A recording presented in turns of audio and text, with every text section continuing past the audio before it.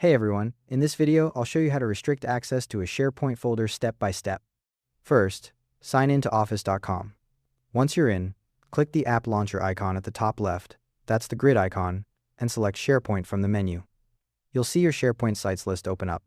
Next, find and click on the site that contains the folder you want to restrict. The document library will open, showing all your folders.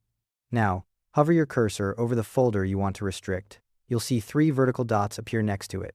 Click those dots, and in the pop-up menu, select Manage Access. A panel will slide in from the right side of your screen. In that Manage Access panel, look for the Advanced link in the bottom right corner and click it. This opens the classic SharePoint Permissions page with a toolbar at the top.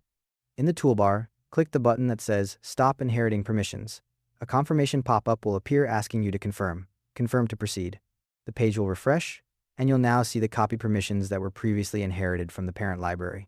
This is where you actually restrict the access. You'll see a list of user groups and individuals, things like members, visitors, and other default groups.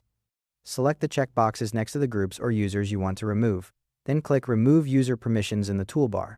If another confirmation pop-up appears, confirm again. Those users and groups will disappear from the list. Now, if you want to grant access to specific people, click the Grant Permissions button in the toolbar. A dialog box will open where you can type in email addresses or names of the users who should have access. By default, they'll get Edit Permissions. If you want to change that to Read or another level, click Show Options and adjust the permission level there. Once you've added everyone you need, click Share or Grant to finish. And that's it, the folder is now restricted to only the people you specified. Just be aware that site collection administrators will still have access regardless of these settings. And you can always restore the original permissions later by selecting Delete Unique Permissions if you need to undo this. Thanks for watching.